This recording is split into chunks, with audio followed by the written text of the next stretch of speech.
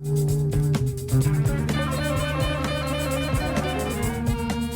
welcome back to the Never Iron Anything Comics Review podcast. Yes, we are back. It's been a few weeks. I've had a few things going on, so we're back for a reboot. Thanks to everyone who's been listening over the Christmas period. Numbers have taken a massive, massive leap as compared to a massive, massive shit, which is not what normally happens. But well done. Thanks to everyone. This week we take a break from the normal transmissions to welcome back one of 2023's success stories back on this podcast to talk what's next, what's bubbling, and what he's been enjoying, and some, I guess, some usual and unusual tangents will happen.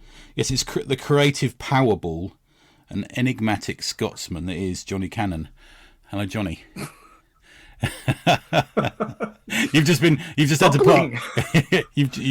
put up with me being a grumpy bastard for the last 15 minutes. So, how are you anyway? How are things? I enjoyed our Three Investigators chat. We did, and I guessed wrong the number of books, but there's been 50 something. Too many, man. Yes, yeah. And I massively guessed wrong the number of Alfred Hitchcock Presents. 361. Can you believe that? No, because I said 150. Yeah, you can believe it. But Clearly I don't. We've had a bit of a Hitchcock talk, but very watchable. I spend quite a lot of time in hotel rooms, and it always seemingly is on some channel in the hotel room, and I always watch one, and they're good, really good. Is Magnum PI on quite a lot in hotel rooms? Not in my room, and especially I do like Magnum PI. I don't like the new reboot of it. I think it's rubbish. No, I don't know what you're talking about. It's like they've sort of shrunk him into a little bloke. No, I still don't know what you're talking about. I refuse to accept. I'm not even engaged in that conversation. I love Tom Selleck as Magnum PI. Yeah, absolutely. That is one of my favourite TV shows. To paraphrase Magnum PI, let's look at the comics and not the TV. Yeah, let's do that. Okay, isn't that what he says? Look at the lock and not at the dogs who are running towards him. Do you remember that famous bit in the pilot? Yes, that's from the pilot episode. Yeah, I remember that from when I was a Saucepan. Yeah. Good. That's Saucepan Lid Kid for those who don't understand. Right, so I'm going to refer to you I have referred to you as a success story, Mr. C. It's been a good year for you, man, isn't it?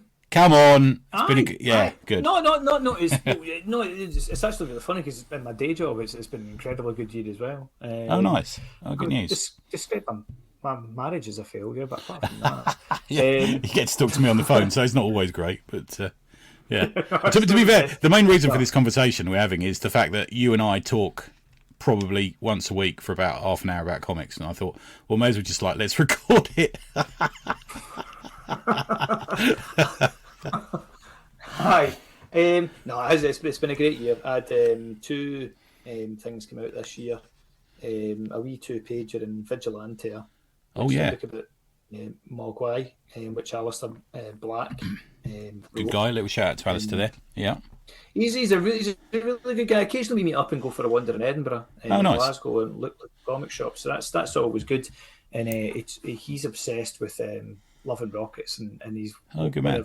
Maybe about 4 folk that can listen to me talk about Alex Toth for more than a minute and a half. So that's pretty good. to just repeat the text message exchange we had earlier, you said, I think I just mistakenly invited a delivery woman into the house, which is just de rigueur for the text messages I tend to get from you. And I said, did she understand your conversation about Toth?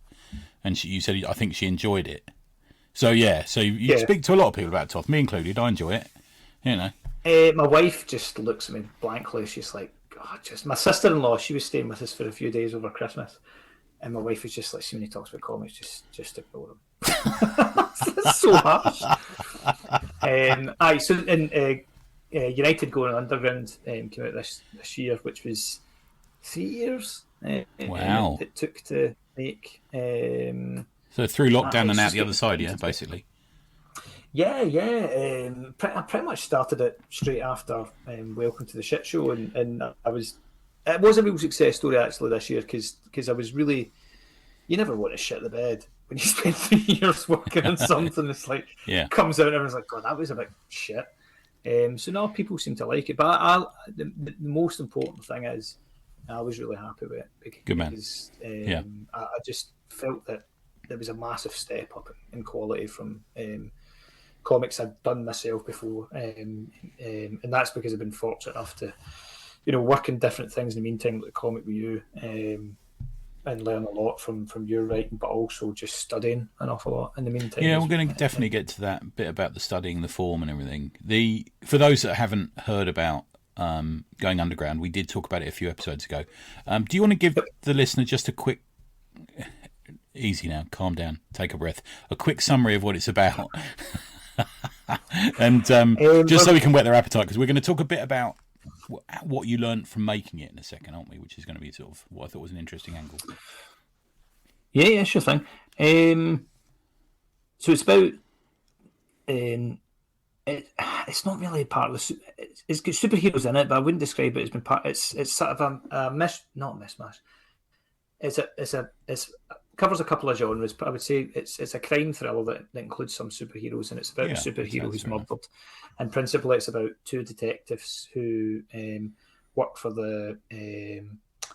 Scotland Yard, and they're trying to solve his murder and catch the killer. And they end up going and getting pulled into this larger sort of tapestry of political conspiracies and kind of hipster gangsters and retired superheroes. And there's a guy in there who puts on a magical costume and turns into a chimpanzee. That's the dream. Well, it's based in Mr. Ben. So there's a lot of TV characters who are from my youth who are warped and perverted into nefarious villains. So that's pretty much it in a nutshell. It's got a bit of rainbow action in there, haven't we? I don't know why I keep on putting rainbow in comics. It's really, really strange. Not Jane and Freddie are in the next one, though. Zippy clearly had like an influence on you, didn't he? Zippy was in the first one, and that's because I just really like the design of that headpiece. I based a gang in the first one who like pull heists and stuff and kidnap people, and they were just a typical bunch of gangsters, but they dressed as Zippy, from Rainbow. And in the new one going underground, there's a character in it who's based in George from Rainbow.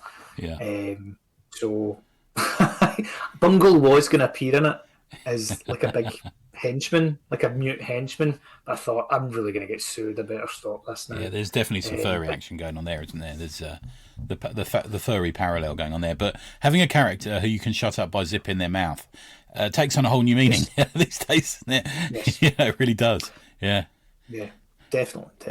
Out of all the characters in Rainbow, I would say the one I'm most similar to would be Zippy. That's pretty much me.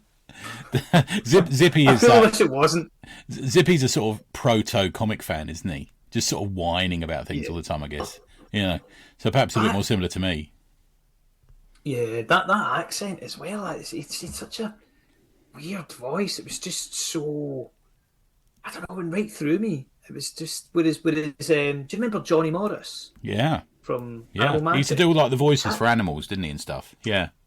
Yeah, but that's who George reminded me of. Okay. It's because their eyes were really funny, and like Johnny Morris, he always seemed like he was half asleep, and he always used to wear safari suits as well and hang about with Terry Nutkins. George looked like he'd hang about with Terry Nutkins in the jungle, maybe. I had a massive falling out with a friend of mine by asking him if he was wearing a safari suit once. He didn't like the worst fashion item. Yeah. It's horrible. Right, well, let's get on to what I prepped you for. So, you've come out the other side of a massive project. How many pages did it end up being in the end, going underground? 144. See, massive graphic novel, if we want to be those sort of people to call it that. It's that length, isn't it? A long comic, thick comic, I think some people call it, which I kind of prefer. And you did do a lot of work on form and style and influences and stuff like that. What had you learnt during the making of that? Is there any particular sort of tips and things that you recommend people do when they're, because it's an intricate story, isn't it, man? What you've crafted there. There's a lot going on in it. Go on, sorry, go on, man. No, I was just going to say, like the biggest thing was really just to. This is going to sound really wanky, but it's true. was to actually develop a comics philosophy. Okay. And that was really from reading. I think I mentioned this in the last one. So it's the book, the main sort of folk that really shaped this. Like there was particular people's work that I looked at, Yeah. and there was just something about the way they worked, not just the surface style and not just their storytelling, but the way that they the way that they thought about comics as a medium and as a craft and as an industry. There was just something about that that shaped the way that I started to think about comics. And I think you can probably break down comic art, people that work in comics into, writers, pencilers, inkers, letters. But then you'll get people who are specifically cartoonists. So that's folk Okay. who pretty much do everything. And so there was 4 cartoonists that really shaped the way that I think about comics, which is Steve Ditko, Alex Toth, Harvey Kurtzman, and Wallace Wood.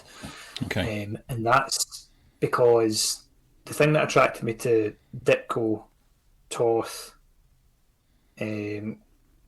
Kurtzman, less so Wood, this side of it, was that there's some cartoonists like Jack Kirby, for example, that people look at and think that everything comes from the gut, that he's just this autodidactic Instinctive savant, artist. this Yeah. kind of this instinctive genius.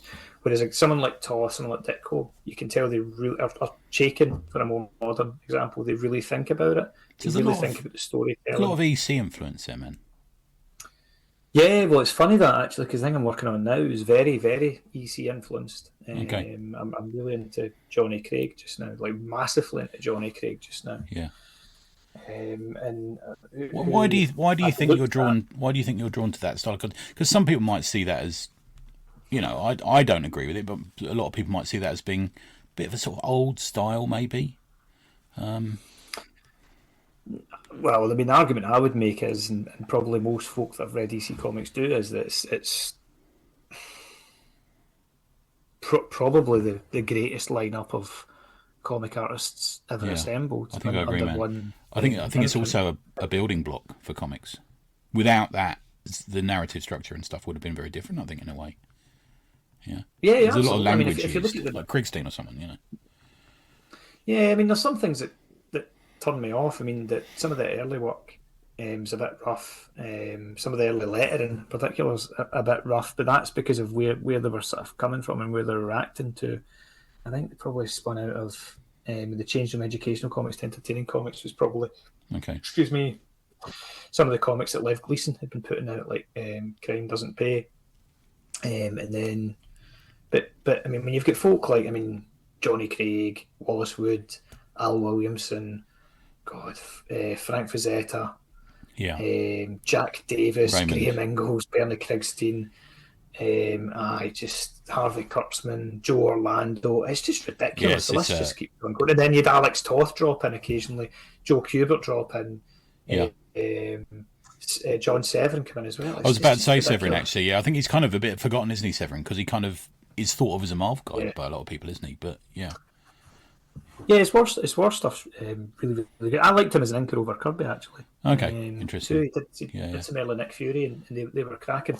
So, it was really the main things learning was about that kind of, well, how do I think about comics? How do I think about how to approach comics?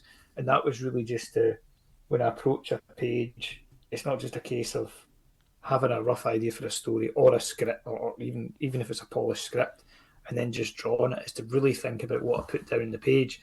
I think probably the thing that that I really learned was to slow down. More. When I draw, I tend to draw very, very quickly. It's just getting time to do it. Yeah. Because of the wife and kids. But it was to slow down, really think about what I was putting on the page and be really purposeful. Which is why I'm happy with this one. Much happier with this one than I was in the last one. But let's go back to what you. Let's go back to what you talked about there initially with the EC thing. Is the influence? Is it when you say you took a lot from EC and from those creators, especially?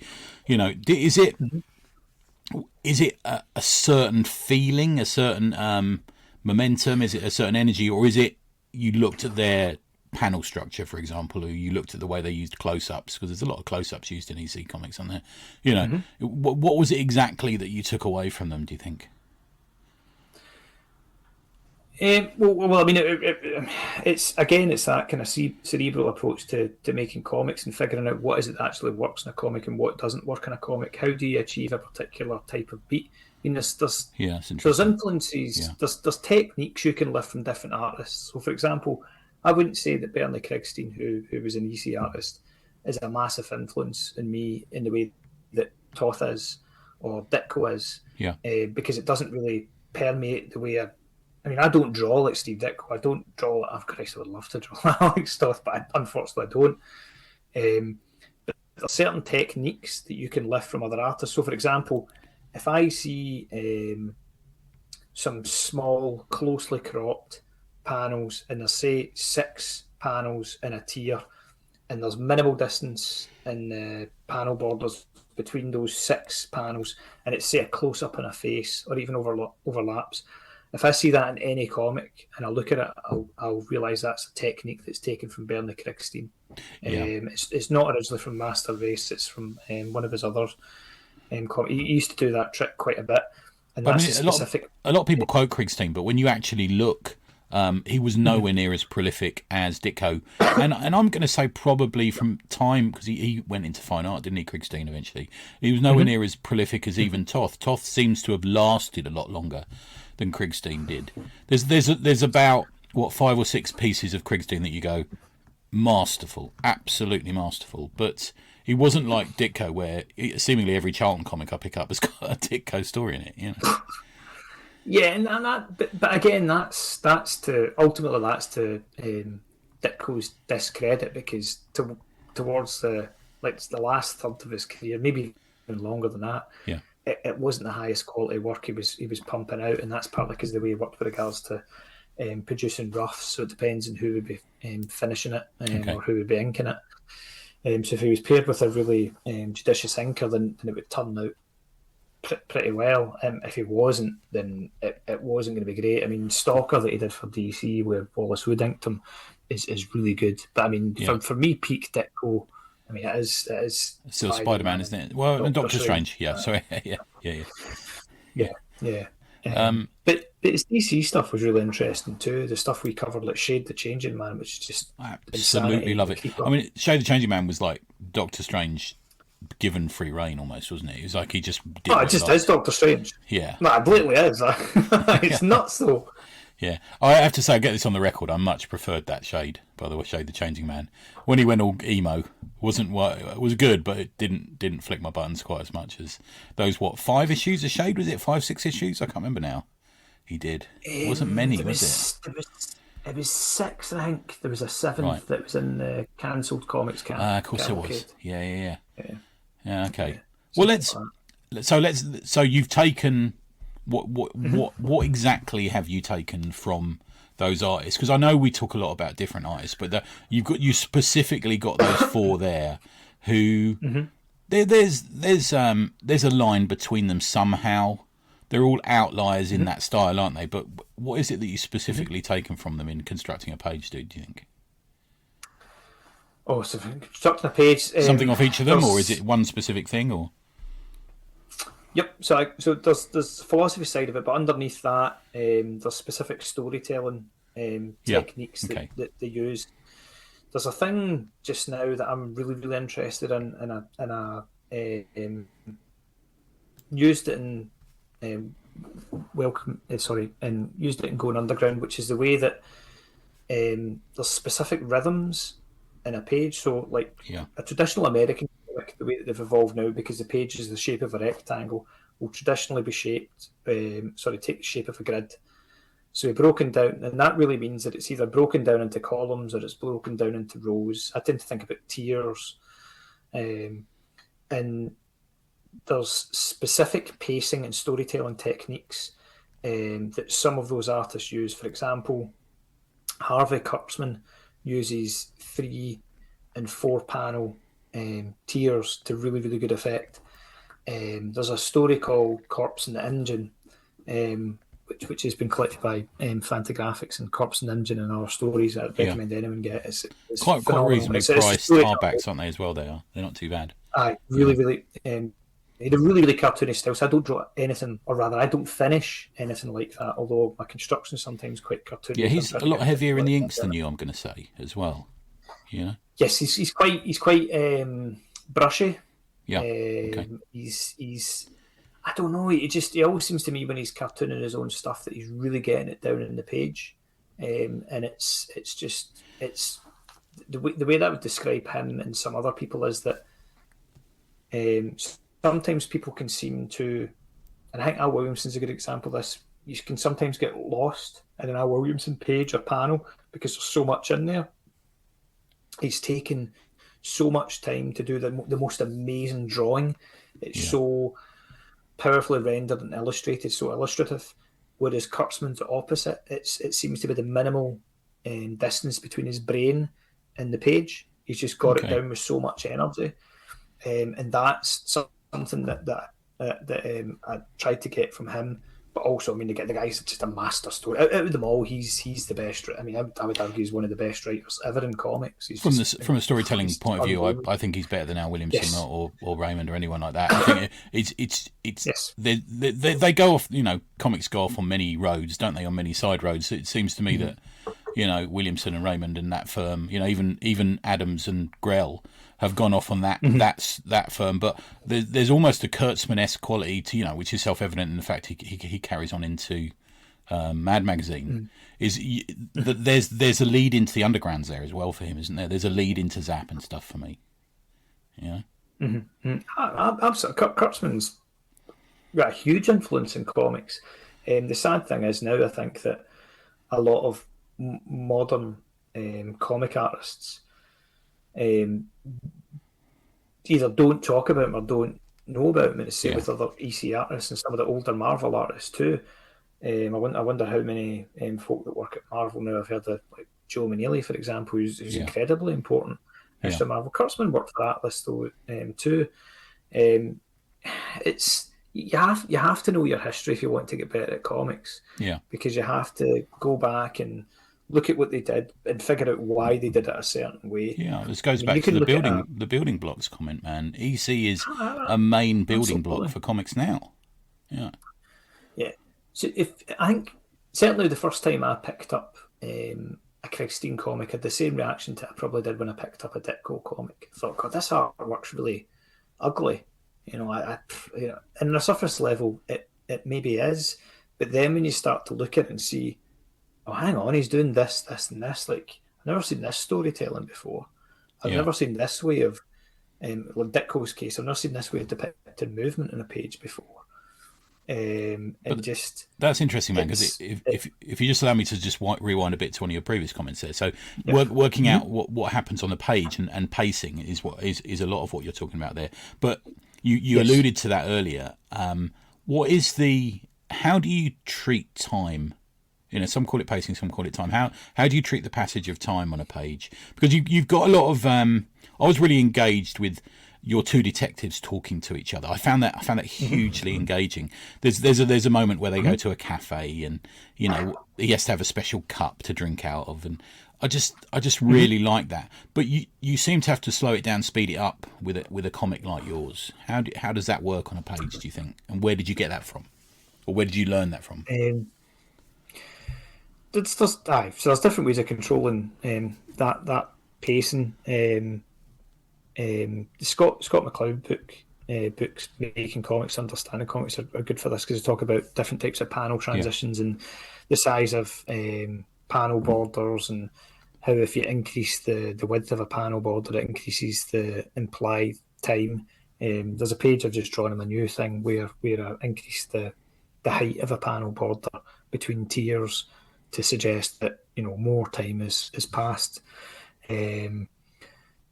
You can, for one thing I like doing for fight scenes, and again I've just done this in the comic I've been doing, is that I like if it's a fight scene, for example, and I'm trying to establish a particular pace and give it a sense of desperation, I'll crop it quite closely and go for close up. Sometimes it might even seem to be quite hard to see what's going on. Like, is that a knee? Where's that hit him? Is that hitting him in the face? Punches, like show some impact. But there'll be an awful lot of panels, and there'll be quite thin panel borders too, because it's happening very fast. And then what I'll do is, and this is a common thing too, to show like a knockout punch or like a really powerful shot, I'll go for a bigger panel, and I'll probably do it either medium shot, just so that I can show the impact in the face, like show the action and the reaction in the same panel, or I can do an extreme close up of the face getting hit. Okay. And do it that way. So you vary the panel size, you vary the number of panels in the page, and you vary the distance between.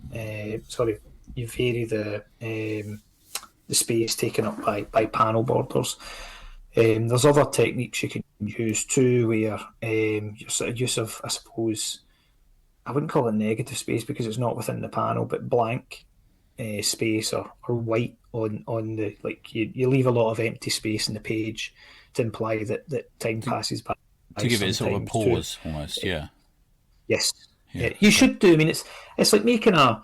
I remember the first time you made me a romantic mixtape, Tony.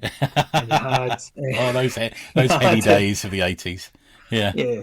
You had some wet in there, some Delamitri, and then you started getting into Mike and the Mechanics, and then going full on Starship, and I was like, this is amazing. But it's like a roller coaster. Yeah. My phone call in there tonight. It's like a roller coaster. You need to drag the reader. Mike and the Mechanics. Yeah, what's the one in the living room? I can't hear that without crying. Honestly, it's so sad. It gets me. Delamitri, very underrated band. Always the last to know. I used to play that. I used to play football with Justin Curry. He's a good player, really good goalkeeper. Oh, nice. Okay. He's one of my comics, Lost in Glasgow. All right. So you're dragging the reader up to the top of the roller coaster, and then you're just letting go at the other side. But you need to slow it down at the corners too, because the story will go off the rails. That analogy actually worked. That's the first for me. Nice. Liked it. But you need the slow moments, and you need it's the same as.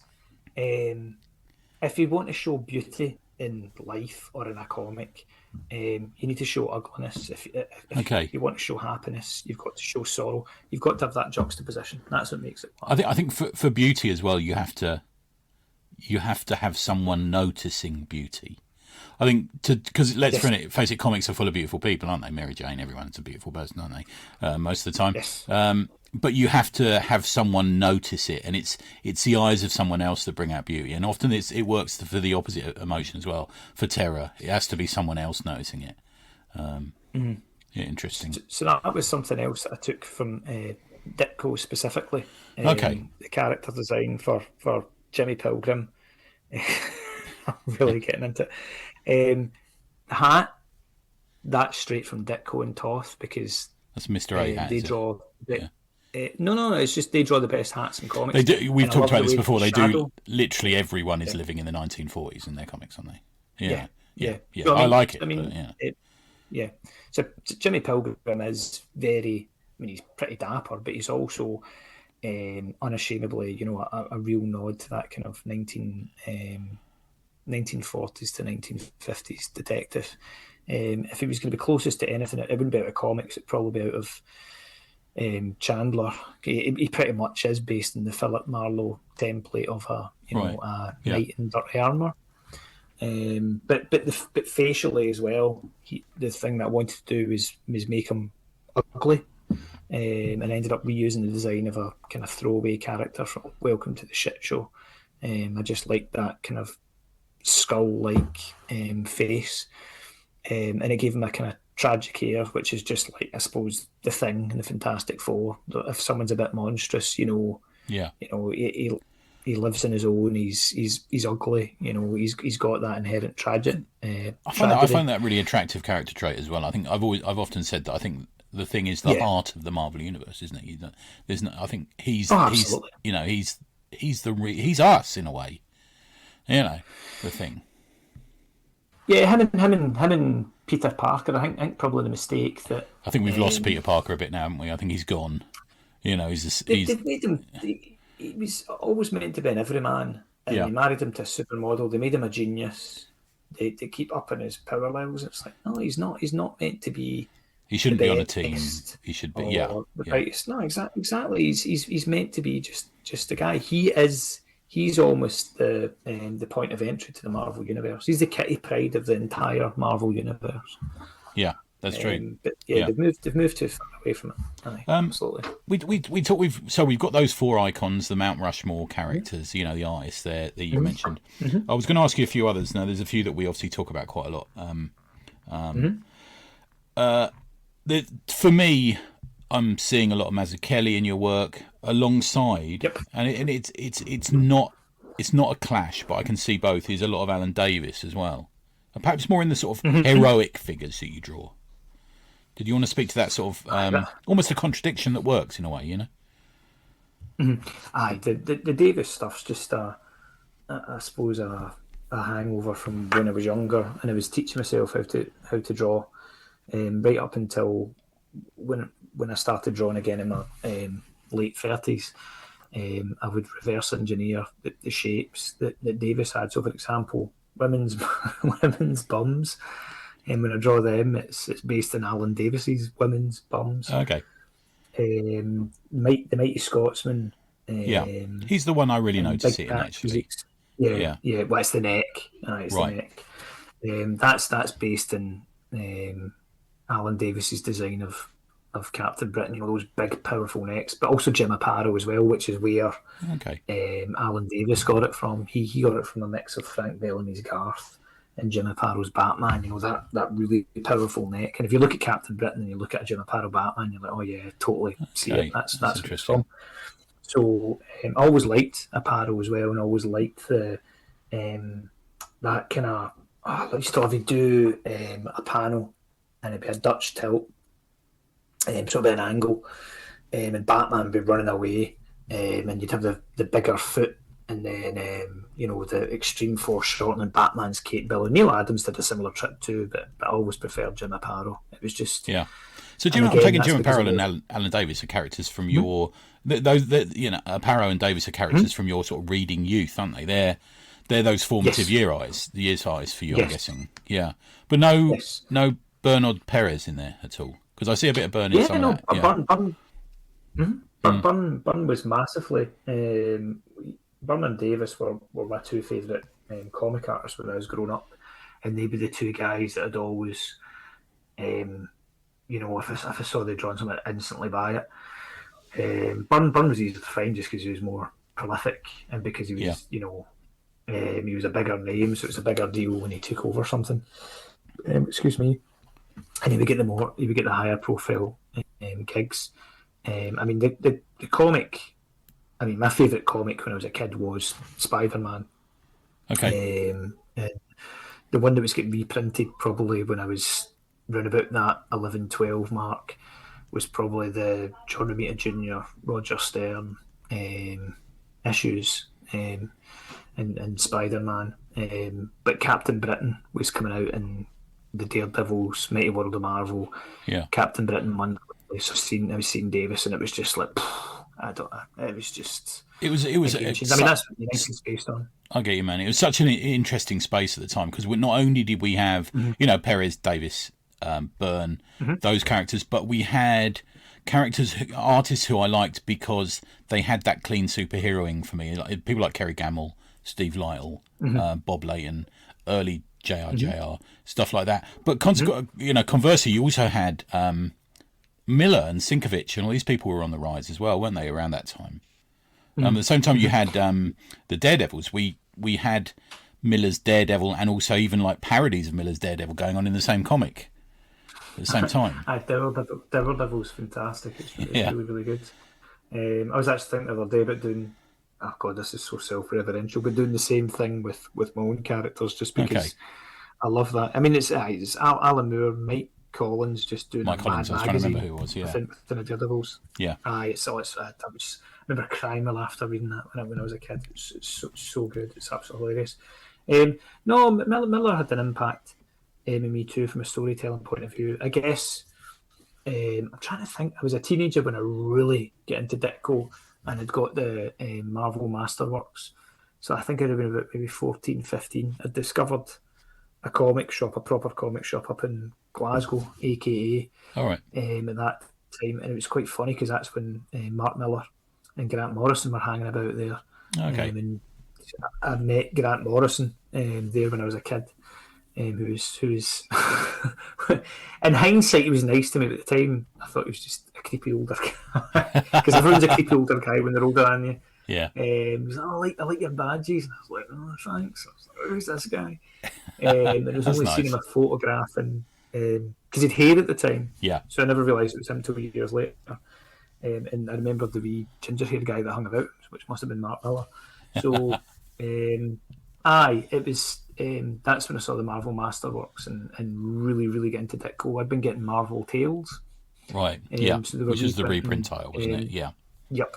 And that's where, like, the Crime Master issues 26 and 27 that we've spoken about before, that just as a kid, there was those one issue which I'd read and never got the second part till years later till I got the Marvel Masterworks. Reading that was just like, no, this is a game changer. This is there's something about this particular comic where the storytelling is just so almost perfect. It's so good. Yeah. And again, it's the beats. I think there's something mystical about comics and about particularly pacing and storytelling in comics, because you can learn all the techniques and all the tricks, but there's a mysticism in sometimes, and you put something down in a page and then you go back and look at it later on, you're like, that's really strange the way that I've foreshadowed something unconsciously, or this page is a symbolism to it that I did not put into it. It just happens. There's a definitive, for me, there's a distance I need from a comic that I've been involved in the creation of before it becomes properly alive to me. So I can see when I get a page through from you or Nick Prolix or Adam or something like that, I can see on the page the brilliance of it and the artistry and everything, but I need a distance before it comes alive to me as a story, if that is a weird thing to say sometimes. It's so funny you saying that. Yeah. I remember when I was sending you pages through for Hidden Lives, I was absolutely shitting myself. Oh, don't be silly. Like, I was like, he's gonna hate this. It's just, what am I gonna do if he asks me to redraw it? Because I was giving it all. You want me to redraw? It's no bother at all. Of course, it's a bother. we did have a little contretemps, didn't we? Where you'd put an image of a toilet roll in a toilet, and I'm like, why have you put this in there? I'm the writer. I became a bit of an ogre, a bit of a wanker around that, but it turned out right. Did you keep it in? No, we took it out, didn't we? We took out those little asides. I vaguely remember it. Right. I must have that page there somewhere then. But it's a weird one where it doesn't, because we're so close up to it, I guess, because we're so close up to the I know when I was working with Nick's a bit of a night owl and I'm not, and I'd get my phone would go off at like 1:30 in the morning and it would be a panel or a page from Nick sending it through to me, and I'm like, it ruined my sleep for years working with Nick, I guess, because I'd always have to get up and look at it on a bigger screen. But yeah, and then it's only recently, it's only after, sorry, not recently, but it's only a few weeks later that I can look at all the pages and read it as a story. I don't know, it must be a hard, if you're a writer, artist, editor, it's got to be a hard job. That's why I think the editor can be useful and things, I suppose. Yeah. No, I wouldn't. An experienced one. I wouldn't want. Yeah, no, I wouldn't want anyone. No. I know what you mean. I do. We may disagree on this, but I genuinely understand what you mean from that. I don't want anyone fucking with it. Yeah, definitely. Exactly. It'd have to be someone I infinitely trusted. A lot of these people who pretend to be editors out there aren't. They're just people who want to get involved in comics. Yeah.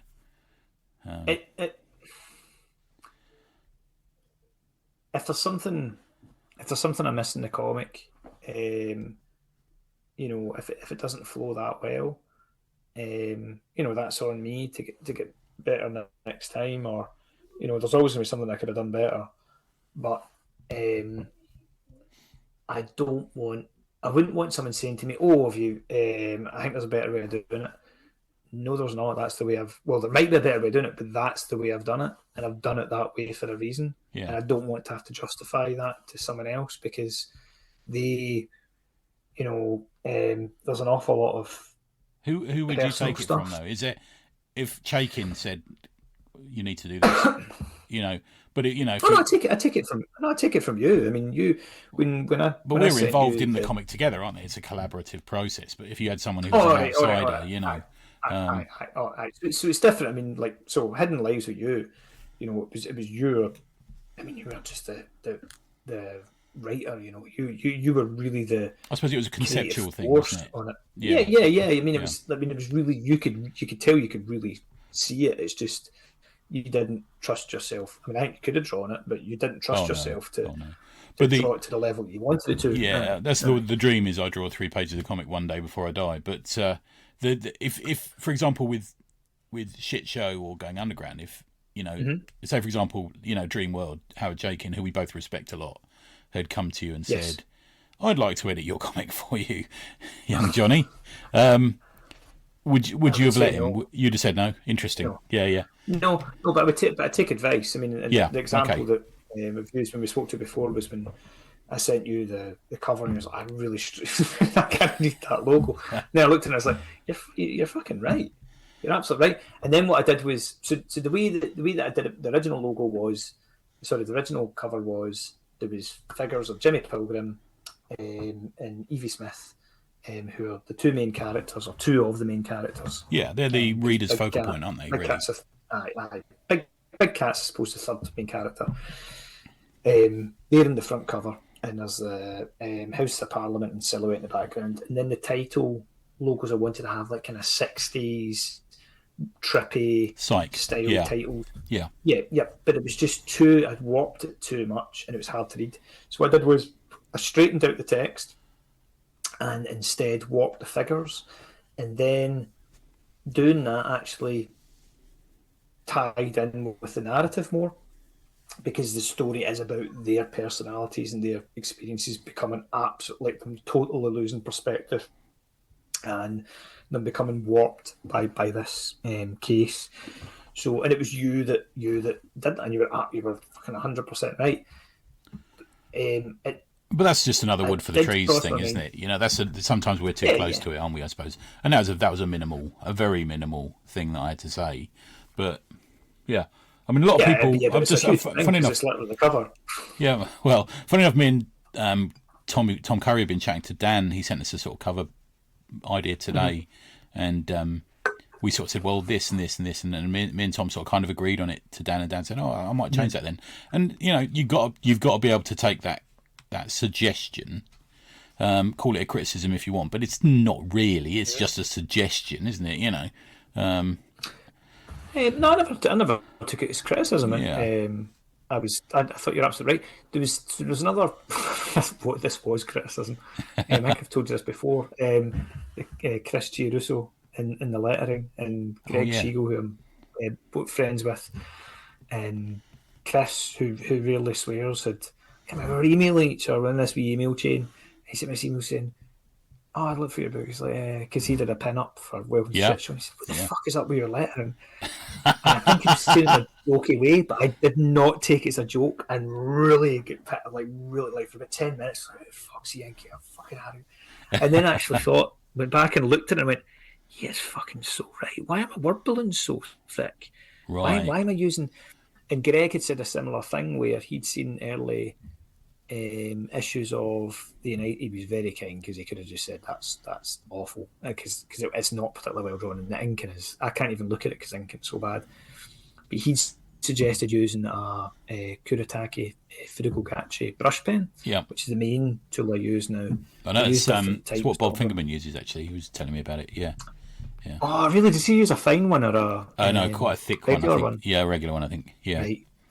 Right, yeah. I like the well. I'm using the thin one just now because I'm trying to get a particular feel.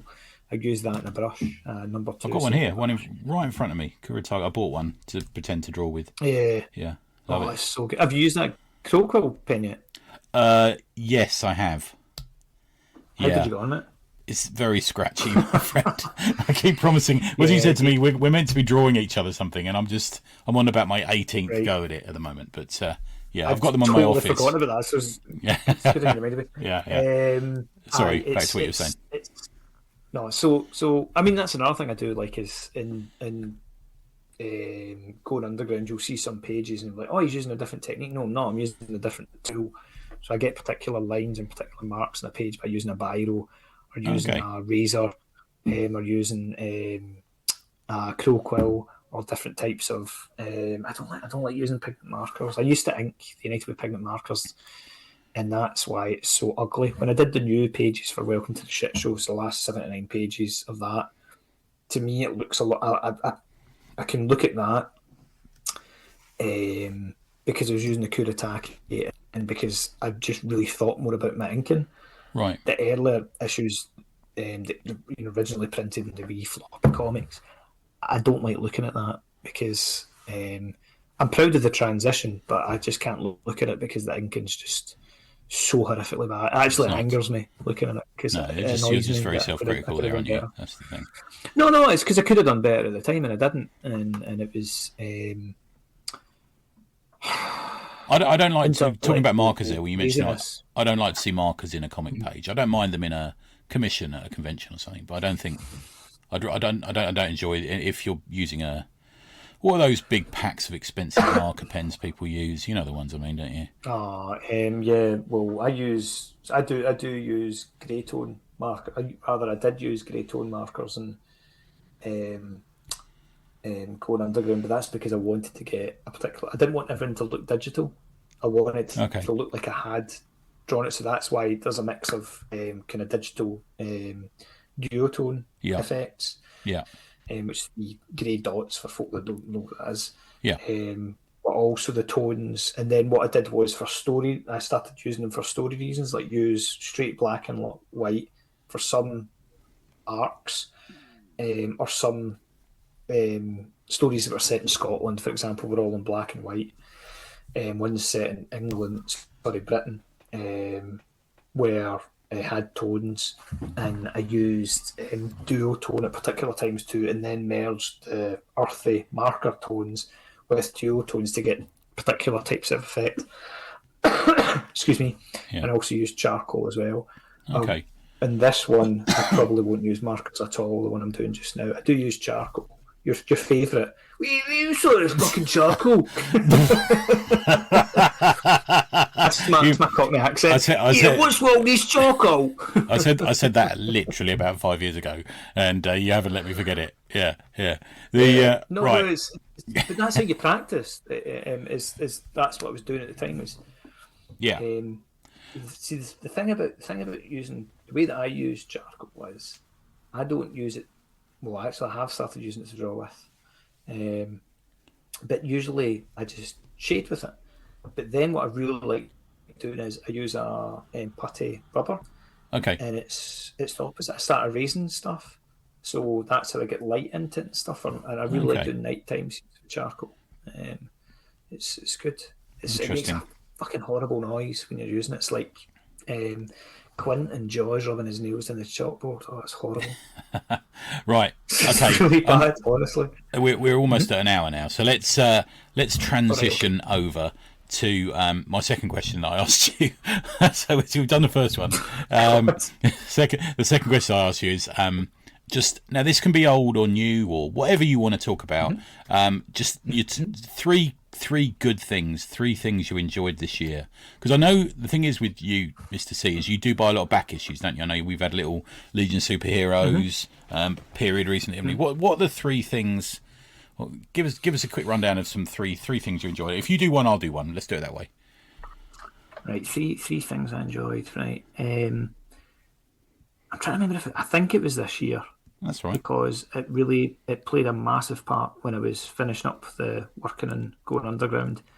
Probably the thing I've enjoyed most of all was reading 8 Ball, the collected works. Oh yeah. You got bang deep in that, didn't you? Yeah. That. Oh, it's so. I love Like a Velvet Glove cast iron. I think that's my favourite from 8 Ball. I really do. It's so strange, isn't it? Oh god, it's so weird. And Pussy is great as well. But yeah, I do. I love that as well. Yeah. But no, it's like a Velvet Glove cast iron. It may be my favourite thing by Daniel Clowes, actually, just because it's so. You've read Monica, haven't you? Oh yeah, I've read all this stuff. Yeah, I love Monica. Monica was great, but there's something about just that. It's chalk and cheese, isn't it? The 8 Ball and Monica are very different beasts, I think. What? Yeah, one. I mean, you can tell him when he's just made up as he's going along. It's that kind of. Yeah. But there's something about the way he uses his pen that I really like. He's not as good as drawn, but I love how it's not quite scratchy, but his inking I love. Like Yeah, there's very sort of sharp turns on his lines and stuff like yes. that, aren't there? Yeah, Yes. really are. Yeah, it's a softer he's an line excellent now, I inker. think. Yeah, yeah, Yeah, he's not. His inking now is like back then. You just said he was like in a par with like a Brian Bolland, a Jim Woodring, a Charles Burns. He's like ridiculous level of inking. Maybe not that good early on in 8 Ball, but towards the end it's just ridiculous. yeah. Whereas now it's much duller, a duller line, a dumb line. Yes, I think it is. Yeah, yeah. yeah. Llewellyn as well Yeah. was a whole different beast, wasn't it? You'd almost be hard to tell them apart, wouldn't you? You know, you wouldn't. No, yeah, you would think it was a different artist, is what I mean, rather. Yeah, yeah, Yeah, definitely. Aye, there was more. I suppose he was experimenting more with his artistic style, whereas now, I mean, Monica's a masterpiece. I mean, I realise yeah. I've got to sound like I'm criticising it. I'm But, not. and quite sad, quite a touching book as well. You know, there's a He's a always level of good. a level of emotion there that you didn't get in 8 Ball, did you? There's a different style of emotion on show there, I think. No, there's an anarchic sensibility in 8 Ball and a real joyfulness in creating comics, whereas now I suppose it's that Ditko, Toth, Kurtzman intellectual approach to making comics. Really unfair. Maybe I'm reading too much. Well, actually, that's not true at all because Ditko, Toth, and Kurtzman absolutely had that in the locker. That's exactly where they came from. Yeah, I get you. That's what it seems. It seems more everything on that, every line in that page is there for a reason. Yeah. Aye.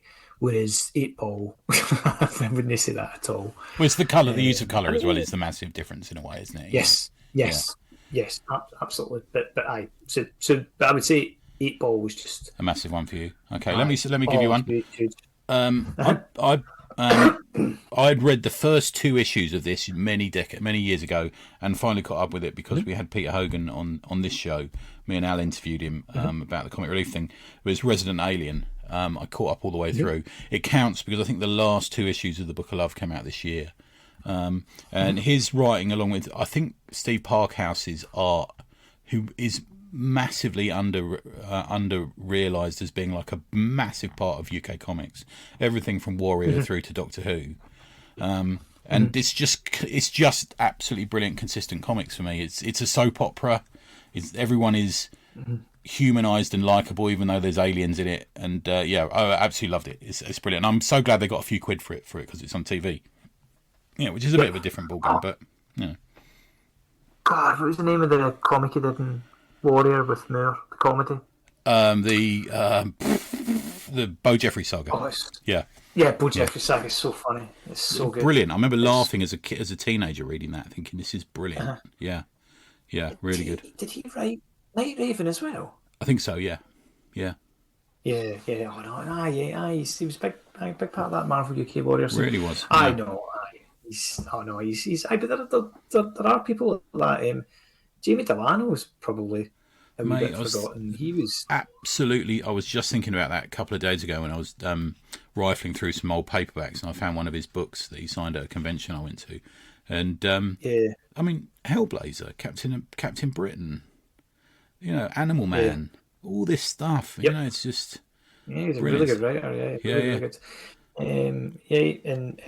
Peter Milligan for me as well. Yeah, Peter Milligan's great. I think he's probably one of the last great writers left. I think second wave. He's incredible. Yeah, absolutely incredible. I love listening to speak about comics too. Yeah, he's great, isn't he? He's very thought out in what he talks about, and he seems to sort of do something for Aftershock, and then something over at Dark Horse, and then something over a little bit at Marvel, and he sort of just seems to sort of jump about so much. Strange one. Yeah. I know Brendan McCarthy, when we had him on the podcast, he was saying you should get Pete on. And I keep saying we really need to get Pete on. He'd be marvellous to talk to. Yeah. Oh, God, aye. Ask him about that trip he did with Grant Morrison. Oh yeah, yeah. The famous one. I Skin. don't know what happened there. Yeah. Skin, that's right. Let's have another one from you. Did So he do another one, Enigma? another. Sorry, mate. Did he do Enigma as well? Yes, that's right. Yeah, he did. Yeah, Yeah, yeah, that stuff. yeah, I that Vertigo remember reading that stuff. as a teenager. Yeah, Yeah, it was really, really with good. Yep, something else I'll talk about in a minute. But yeah, so what's your second yep. one, man?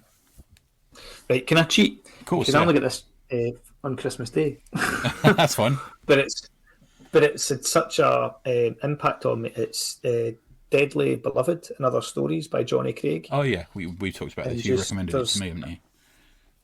yeah, it's like so I've got four of the Jonny Craig collections from EC Comics. Fall Guy for Murder and Other Stories is really, really good. His writing's incredibly strong in that.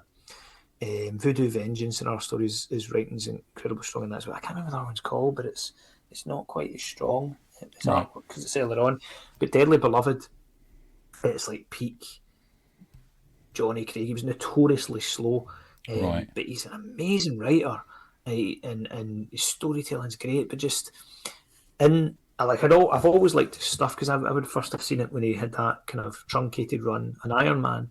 He was inking George Tusker when Archie Goodwin was writing it, Okay, and he did a couple of issues. And I was lucky enough this year to buy, I think it's Iron Man 14. okay. When Iron Man fights the Night Phantom, that classic Iron Man villain.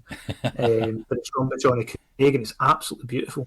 But Deadly Beloved and Our Stories, it reminds me of Alex Toth, where the storytelling's on point.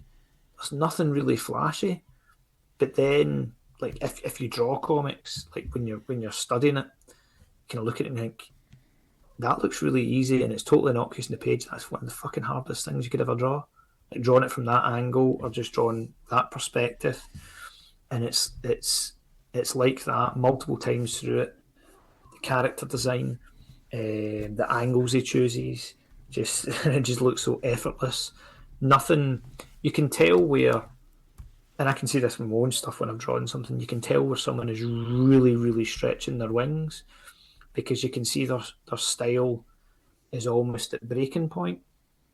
Okay. They're struggling to hold their style cohesively because of what they're doing with perspective or what they're doing with like the vehicle they're drawing or the character design. You know, it's at the maximum point of their ability at that point in time, and you can just see that strain on the page. It looks like they drew the shit out of it. Whereas with a Toth, a Craig, it never looks like that because they're so fucking good at drawing. If you're getting down to pure draftsmanship, like someone that always looks like doesn't matter what's down in the page, and it's just the most beautiful drawing. It's Hal Foster because it's just no one should be able to draw that well. Okay. It's just ridiculous. Funny, But funny you mentioned Tusker. Actually, I've always had a soft spot for Tusker since I was a kid. he was great. I enjoyed his Iron Absolutely Man. great. I enjoyed his Champions. He did an issue of that, didn't he? And yeah, he did some World Finest as well, actually, at one point, which I quite liked. Yeah, I find him really readable. He's had a bit of a bad name for a few years, but I like his stuff. He's a really important guy. So he did a Yeah. lot of crime comics. I'm sure he did stuff for Lev Gleason. Okay. Right. And he was a news syndicated newspaper artist for a while as well. Right. No, Marvel got a lot of guys in that kind of second wave. You had the guys that I would call the romance artists. So you had John Buscema's, John Romita, Yeah. Werner Roth, and they tried Toth just in one issue. And then you had the classic EC guys as well, which is your Jonny Craig's, Alex Toth for one issue, Wallace Wood, who was meant to be one of the pillars of Marvel, but it didn't work out because he didn't understand and he didn't like the Marvel method of working. Right. George Tusker wasn't an EC guy, but he was kind of round about that era. So many of the guys were, though, weren't there? Oh, There was so much. We just think of it as an easy area, but there was so much else going on around that time. So many other companies, doing similar stuff, and like you say, romance and also westerns as well were the other big things. Oh, Yeah, there was. I mean, yeah, you'd Dell, you'd Gold Key, you'd Lev Gleason, you had Yeah. EC, you'd Christ, you'd Harvey. You had so many companies over the years. Yeah, Atlas. Yeah. Putting out really good comics. I mean, they got fucking EC. I had the Murderer's Row, but there's an argument to be made, depending on your stylistic taste, that Gold Key, it's some of the best covers because of George Wilson. Yeah, there is that. Put They had great covers. covers. Not always the interiors were that good. Yeah. no, not at all. I've just realised I'm wearing a Charlton Comics Charlton Comics t-shirt as well at the moment while I talk to you. There you go. Are you? Yeah. All right, okay. You need to show me that afterwards. I will. I'll show you. So I'm going to go for my second one. I'm going to go somewhere in the same sort of area.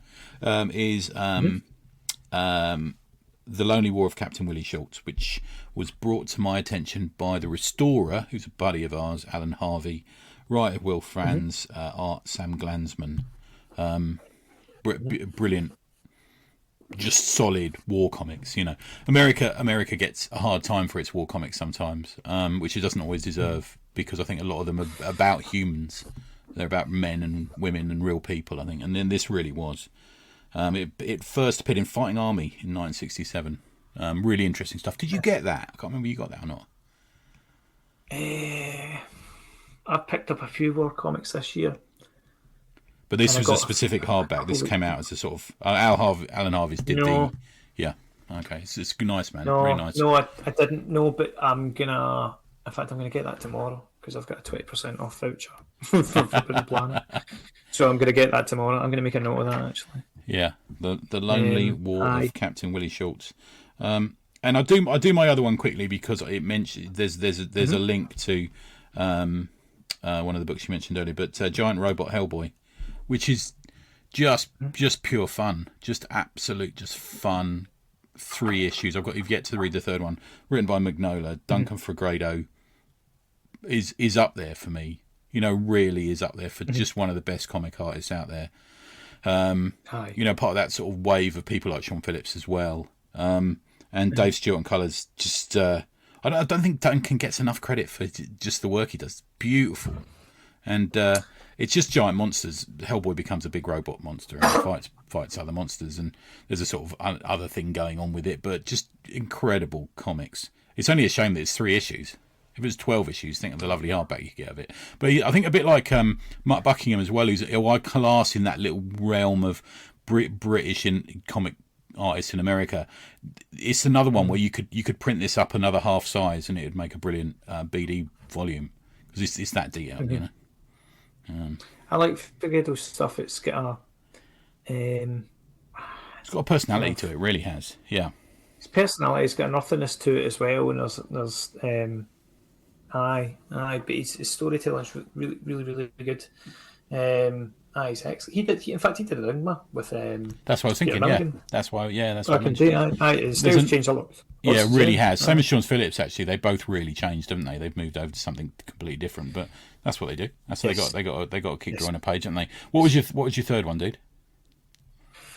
Oh my god, my list is so big. It would either be... I'm such a cheat. Actually, I'm going to go with Why I Hate Saturn by Kyle Baker. Okay, right. Yeah. Just because it cracked me up so much. Cowboy Wally as well was great, but Why I Hate Saturn, just reading it, I was like, this is phenomenal. It's Talking Heads, but just his cartooning is so good.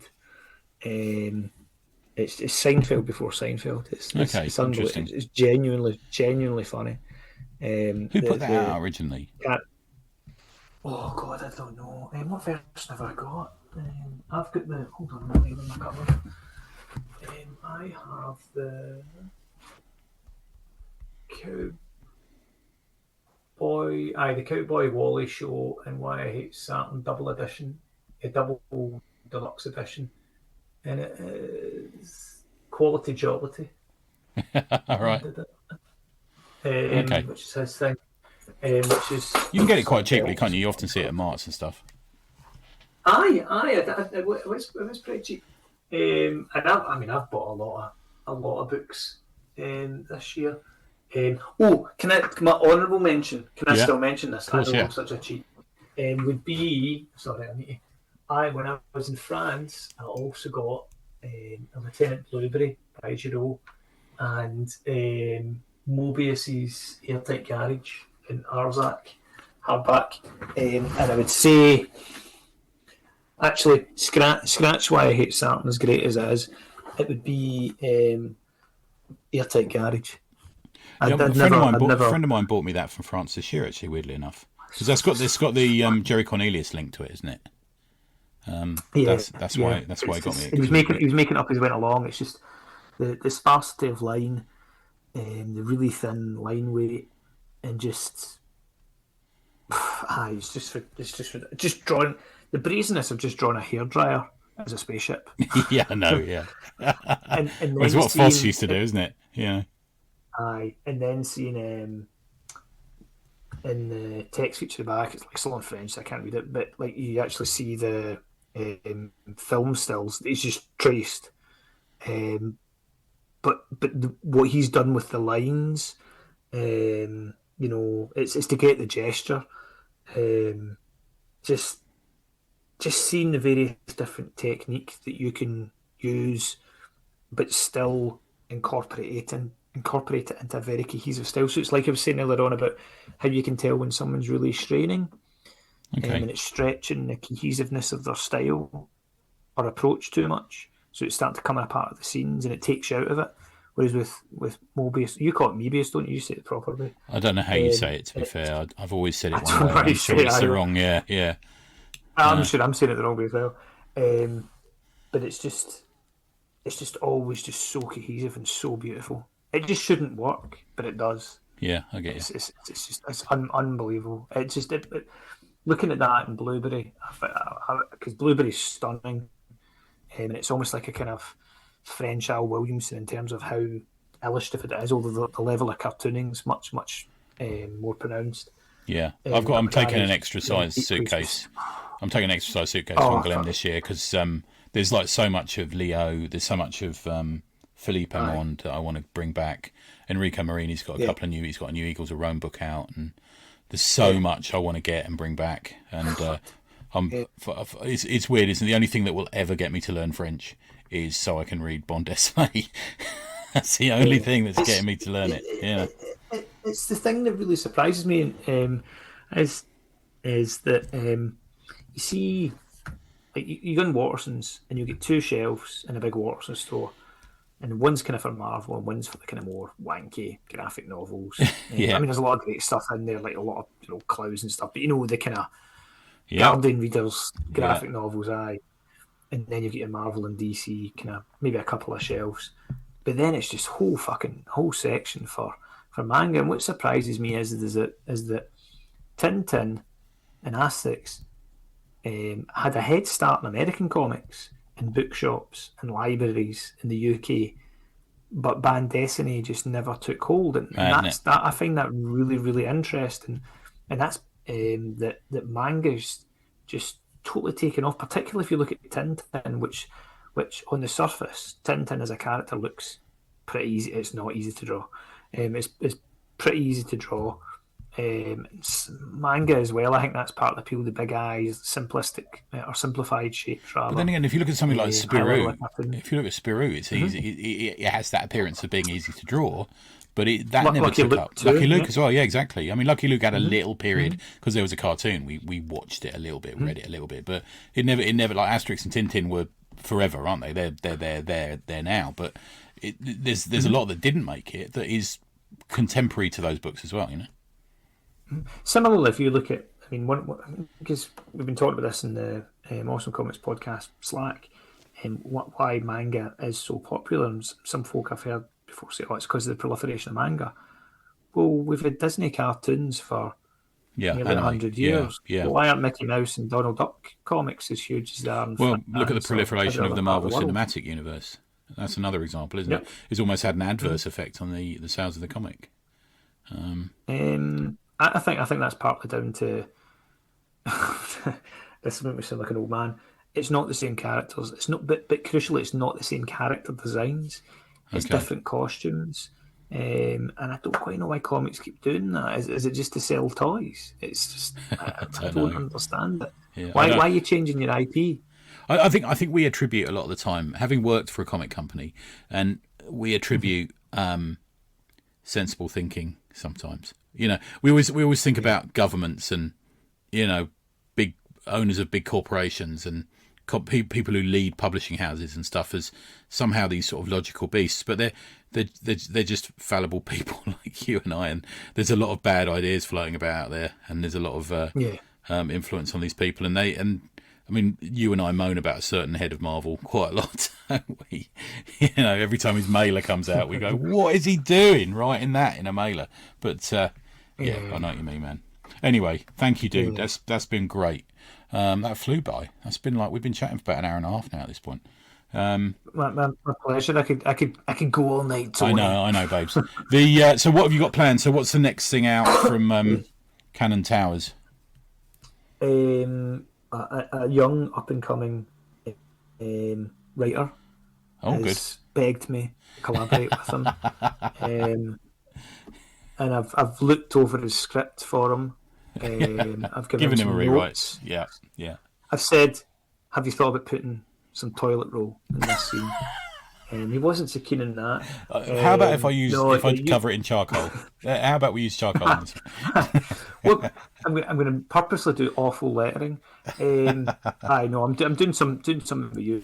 We got a little bit of a sort of long planned thing that we'll be talking about at some point. Yes. I met one of the other artists actually a couple of weeks ago, just for Christmas. To talk about Can you say who that is? Yes, Rachel Ball. So I always do a story with Rachel. So she's really good. Rachel's great. Yeah, good friend of mine.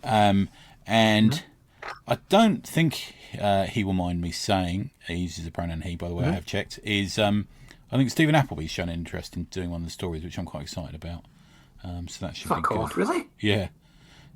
Right, a little you're heaping on the pressure now, that's good.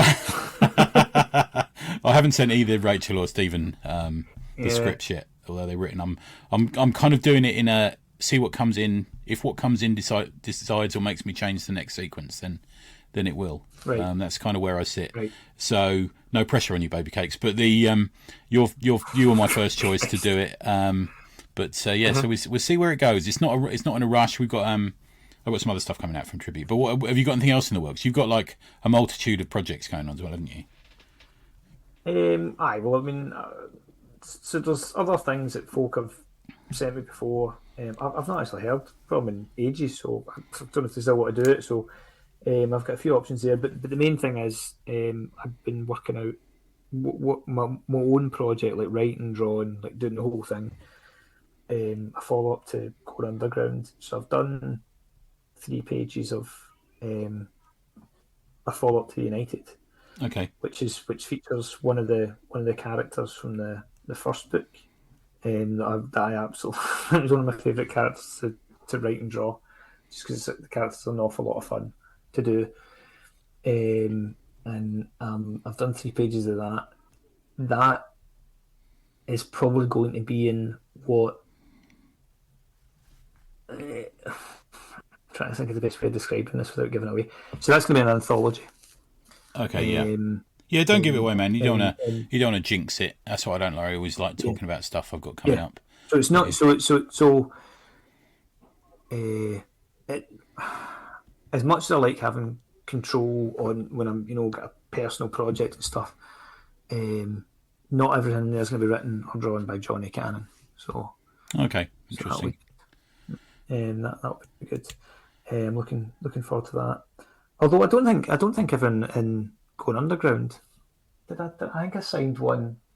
There's the Revolution Blues, which I did in a shamelessly Dan Clowes rip-off style. I think I signed that Dick Sausage. Just for a laugh. I'm sure it was Dick Sausage. Have you been? Have you read the recent Alter Ego, by the way, the Alter Ego issue that's come out about Novelty Comics? No. There's a character in there called Dick Cole. And I so want to send it to Cole Henley just to say, look at this, Cole. That's so good. I need to get hold of that. There's an alter ego I'm trying to get. In fact, Simon sent me. I need to download it on my laptop. Oh, of course, yeah. With He's Mr. Russell. Guy. Yeah, he is. Yeah. He's a really, really good. That's one great thing about the Slack. There's interacting with a lot more people who are, just really fun to talk with about comics and just that's the point. A good laugh. But he in particular, I've learned a lot from. He's he's like yourself and Alan and Yeah. Henderson And Pete Dory, and there's a few. Yeah. Pete Dory is Pete's really in it, isn't he? Really into it. Just folks that really, they know their comics history, but they're really into it. Just really into it. Yeah, it's, really it's our first love, isn't it? Yeah, exactly. Oh, you can tell it. You can tell who's got a boner when they're talking about. Because I send you a picture. DC Comics. Right, good. Okay, right, Jonathan. Where can we get hold of your comics, and where can we find you, mate? So Cannon Hill Comics .bigcartel.com. I'm also on Instagram comic is Cannon Hill Comics. I'm not on Facebook because it's a shithole. Yeah. I'm absolutely not on fucking whatever they call Twitter because it's a bin fire. I'm kind of on Threads, and I can't even remember if I'm still in Blue Sky. That was dead. But I'm also on the Awesome Comics podcast Slack. But probably most active in Instagram and probably maybe Threads. I don't know. It's I have got Threads. I don't really know what it means, but I'll have a look. Yeah. Okay.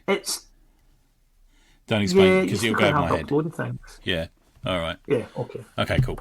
And thanks, man. And you can find me over at the Slack. And incidentally, if you want to join the Slack, it's there's no bar to membership. If you want to come in, you can come in. Just message me and message me, Vince or Dan, and we'll give you the link to it, or Tom Curry as well. And you can come in. Can I just? Of course. I was just going to say if Matt Garvey's listening, oh God, I'd like to particularly offer a welcome of introduction. Nice. That's very kind of you. Thank you. I'm sure you'll be pleased. I've not seen Matt in a few years. And who else is it you've been friends with? You often put little stories of your childhood on there, don't you? About how you ate sandwiches with, I don't know, Gavin Newsom or someone. Nice. No, Matt Rich Johnson. I think you went out with AOC for a while, didn't you? Dated her for a while. That's nice. That's that's true. I don't need to talk about Tony. Yeah, and okay, and you can find my weekly column every Wednesday. I put up a little bit of a ramble and things that I've liked and things that I haven't liked. One love and one hate from the week, not hate but dislike from the week in comics. So have a look at that at neverindanything.com. Thank you, man. It's been a nice Crimbo Limbo. That's what I heard they call it. Crimbo Limbo talk. There you go. And, I'd never heard that. Do you know? See, just when you're saying Crimbo Limbo, that's the second time in probably 3 weeks I've heard an expression for the first time. And the first time was my Dutch rudder boss in my boss in my day job is leaving to go to another job. She's been great to work with. She's a great person. Shout out to Julia. She doesn't Julia. listen. She doesn't like comics. But anyway, you can do automatic replies in Outlook, and they're usually shit like "thanks," "I'll email back" or something like that. But just randomly it came up. Teamwork makes the dream work. I've never heard this before. I'm writing that so down. I put this in a reply to something some long email she sent me and replied with this "teamwork makes the dream." What the fuck are you talking about? But then what was really funny was that. The reply to teamwork makes the dream work is just teamwork makes the dream work, and you get stuck in this, like it breaks Outlook. Anyway, a couple of weeks go by, and then for my son's Christmas, we got him some games for his PlayStation 4, Uncharted or something like that. And he's like, "Dad, can you help me with this puzzle?" I helped him with a puzzle, and he just turned around to me and went, "Teamwork makes the dream work." And I said, "What did you hear that?" No, we're living in the Matrix, man. We're living in the Matrix. Oh, it was so strange. Do you know, it was like reading a Matt Garvey comic. Probably. God, back again to that. Aye. No, it's Merry Christmas, Tony. Merry Christmas, mate. And well, hopefully we'll catch up soon in the new year at some point in real life, as they call Can you it. stay on? I want to show you something. Oh, okay. Right, let's close this then. Let's stop the recording, and you can turn your camera on. Thanks, man. Appreciate it.